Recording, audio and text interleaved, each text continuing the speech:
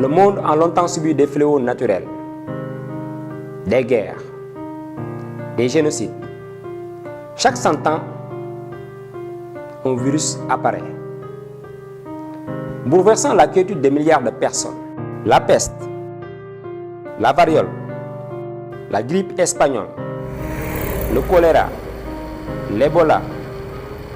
Des milliers de personnes n'avaient pas survécu face à ces pandémies.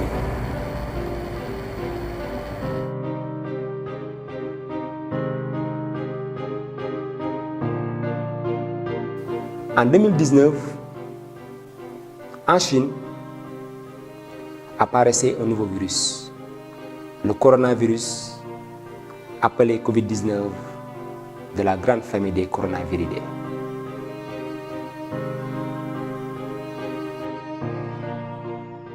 Se transmettant de l'animal à l'homme, surpris par ce phénomène, les populations mondiales cherchent désespérément de s'en sortir. Ici au Sénégal, la force du Covid-19 a fini de s'installer.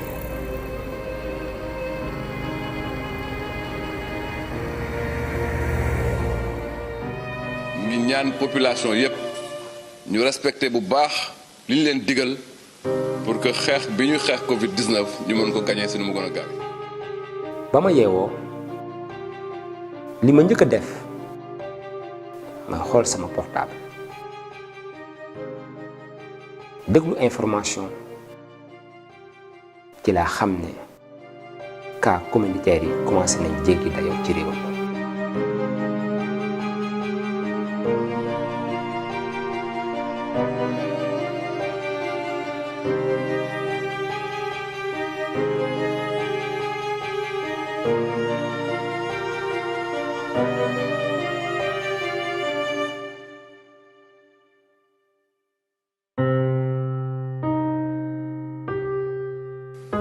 Le ministère de la Santé et de l'Action sociale a reçu les examens virologiques suivants.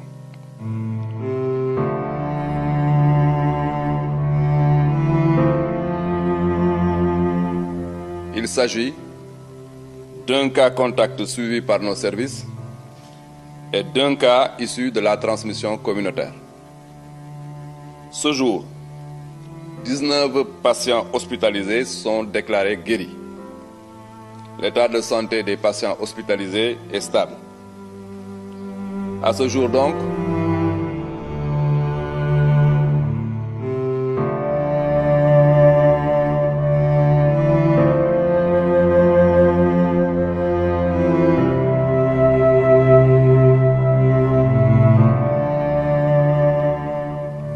le ministère de la Santé et de l'Action sociale exhorte les populations au respect scrupuleux des mesures de prévention individuelle et collective.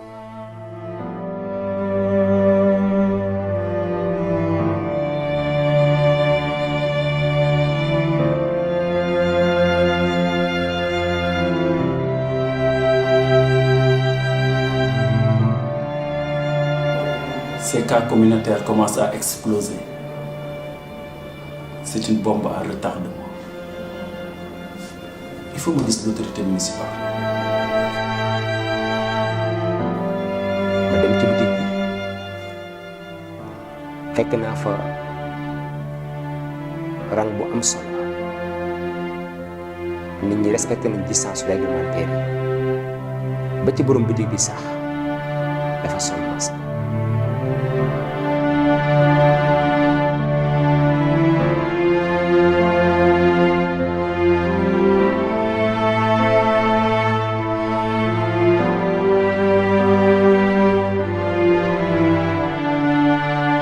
jàkkere ak tiis laa demee ci mairie ba ma jubee buntu mairie ba li ma njëkk a remarqué mooy les mesures barrières.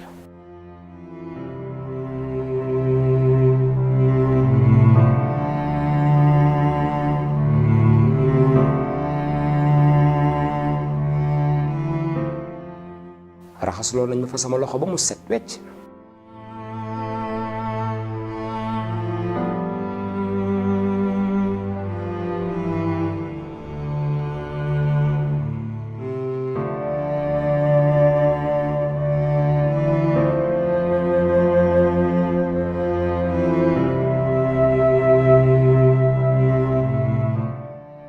fomp samay loxo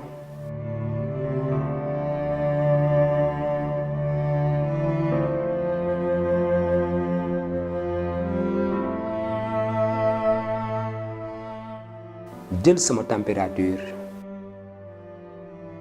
ci lay dogo egg ci bureau maire.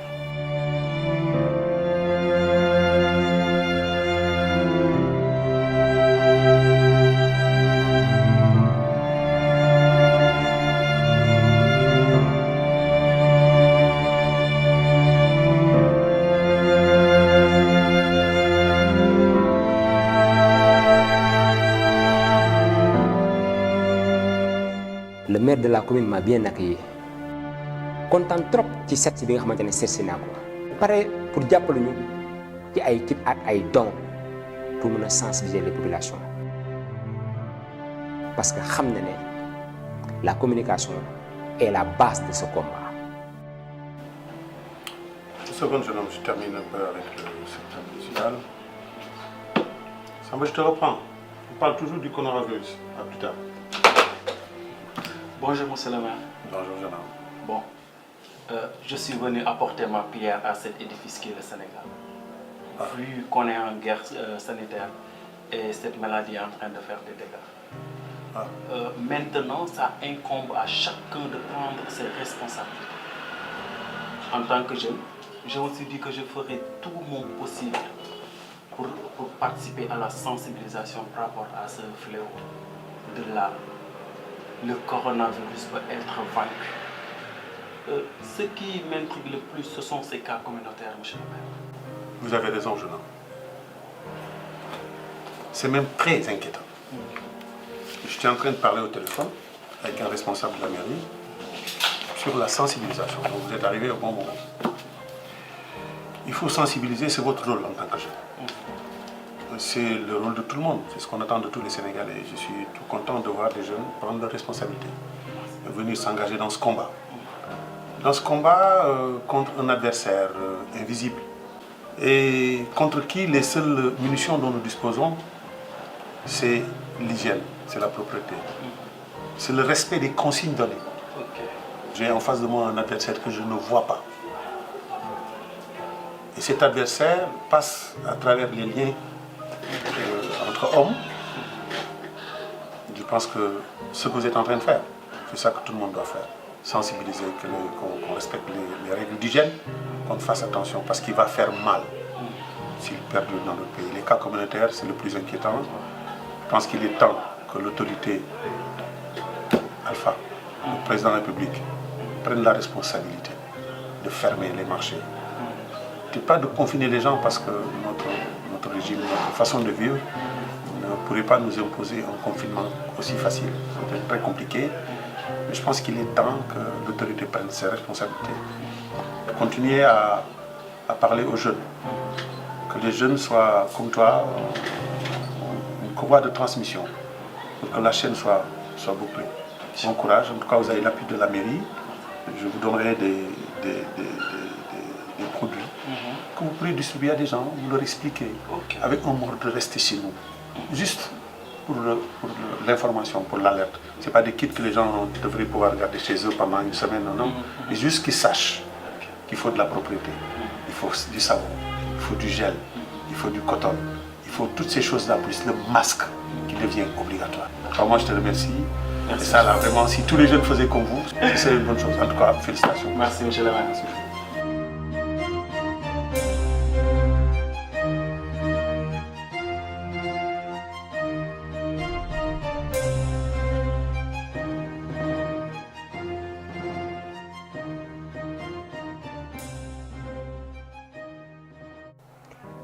J'ai trouvé des jeunes autour du Barada, d'Inan Ataya, conscients de la gravité de la maladie, mais n'ont pas pris les mesures barrières. Quelle tristesse. dafa am ñoo xam ne dañoo rek dëgër bopp xam nañu ne état d'urgence bi seen intérêt la. mais 22 fu jëmati. ni ñu la wax météo restez chez vous. mais mooy ah non mais gars yi xam nga man lu ma jaaxal. mooy lu tax ñu tere cérémonie culturelle yi teg ci cérémonie religieuse yi. mais loolu du caaxaan gars yi. armée nationale bu demee bay génn ñuy coppe marché bi di tëj dëkk yi nga xam ne feer bi doy na waar. man de dama jàppoon ne du dal nit ku ñuul. ndekete corona bi bàyyiwul nit ku ñuul bàyyiwul nit ku weex kenn bàyyiwul mag bàyyiwul ndaw. te li gën a doy waar mooy ba fi may waxante ak yéen ñi amuñu vaccin bu ko mën a. amul xam nga man ñan laa yërëm ñi am diabète ak problème mu poumon ñoom la gën a yegg.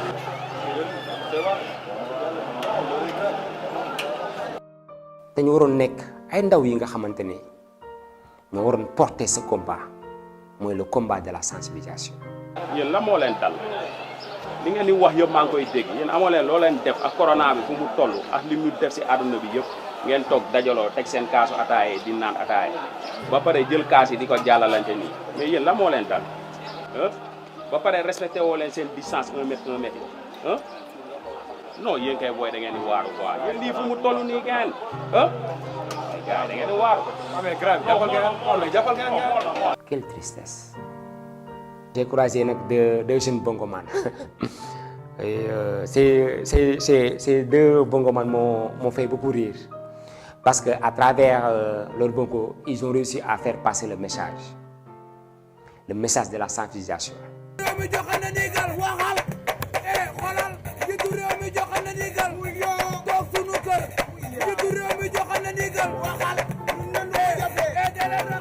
xaaruñu dara ci état xaaruñu dara ci état à travers leur bongo ils ont réussi à faire passer le message parce que kenn ku nekk te la nga yëngatu ci nga mën a jàllale sa information.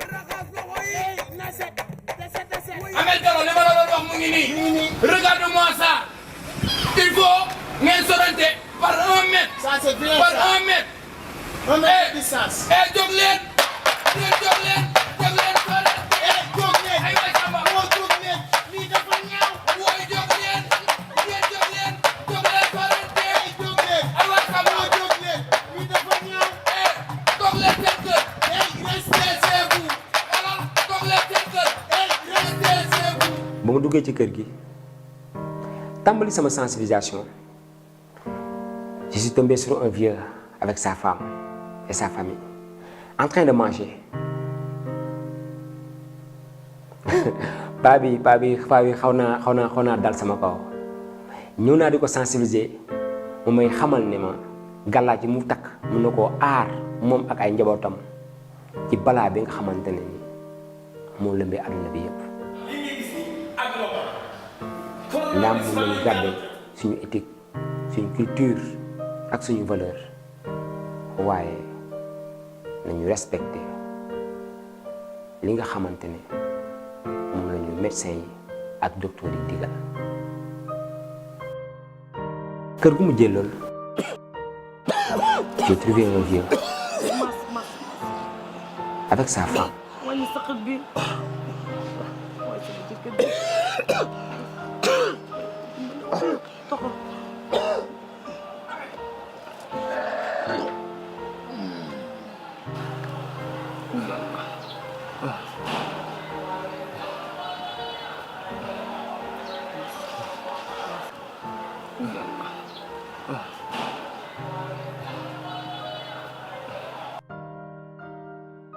salaamaaleykum. salaamaaleykum. maaleykum salaam. na ngeen def yaa boy.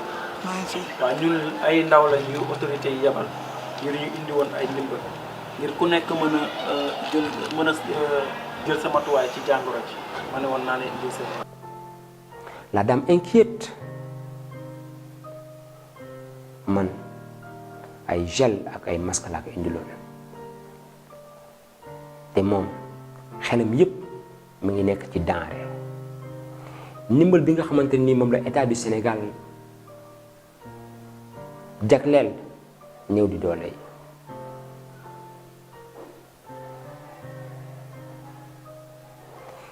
ndaam ndimbal boobu noonu gouvernement du Sénégal mi ngi ci dox ay jéego waaye ñun ndaw ñi ñoo war a xar suñu tànk tubéy ba képp koo xamante ni yellal nga ko nga jot ci ndimbal boobu ñu ko yellal ñoo war a jot ci ndimbal bi les plus forts secouent les plus faibles. bu ma la gisee sax damaa yaakaaroon ñuy joxe dund bi la ma jëkkër jaa ngi ni tëdd fukki fan ak juróom mënalul boppam dara fii mu tëdd jógu fi du ndox du courant ci ne xaw ma kañ la gëj a tàkk sama kër gi voilà ay xobu nii laa teg nii di ko baxalal pour mën ko koo sotti du dara lu ma yor pour yóbbu ko hôpital. yow loolu moom doy na waar ah dimbal loolu de naam am na sax waaye yegg seegul waaye nag incha allah ñun ndawal gox bi dinañ def suñu kéemtalaay kàttan ba képp lu mu yàlloo rek di nga ci jot. incha allah incha allah. loolu war a nekk le combat de tous képp kuy jeune képp kuy ndaw da nga war a jàpp ci combat boobu parce que ndimbal loolu naam ñëpp ko soxla waaye ñi ko yellool mooy les plus faibles les plus forts secouent les plus faibles.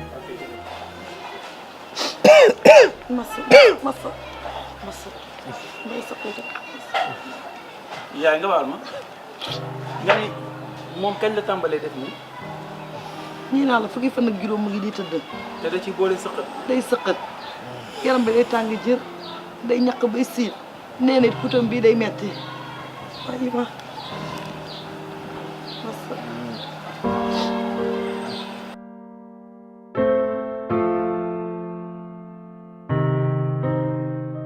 mu ngi wocc mu ngi ñàkk mu ngi sëkkët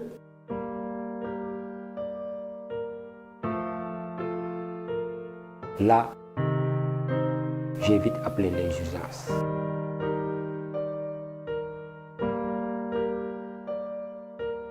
Salaamaaleykum. Aleykum salaam.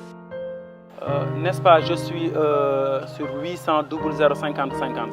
Absolument. À qui ai-je l'honneur? Ok man benn ndaw laa bu dëkk ci quartier bi. Bon depuis ce matin ñi ngi woon ci terrain bi di sensibiliser par rapport ak pandémie bi mais dama duggoon nii ci benn kër am lu ma leen doon distribuer par gis fa benn cas suspect. Un cas suspect. waaw. Est-ce que mën nañu xam ñan si ñu lay présenter? Ah bon jawaram de daf ma expliquer mu ne day ñàkk en plus day sëqat pour bi day wow tout le temps quoi. Ça ce sont les signes du coronavirus mbaa xam nga ko? Ouais vraiment. yow kan a nekk si kër gi? Ah man de maa fi nekk ak moom ak jabaram je pense bien xanaa après ma laajaat leen ko. Tu peux être contaminé su fekkee respecté wu les mesures barrières quoi. Ah bon? Veille à ce que bu kenn génn bu kenn dugg ndax yéen ñëpp mën ngeen nekk porteur de virus bu ko defee la maison sera mise en quarantaine les services sanitaires et sécuritaires ils seront sur place sous peu. li ma doon njott di ko xalaat moom la ma laa daam moo jot ko téléphone wax.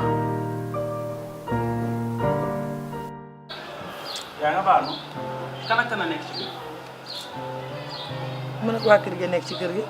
ana ñu. ñoom ñëpp a ngi ci biir kër gi. waaw. dans ces situations lan laa war a def.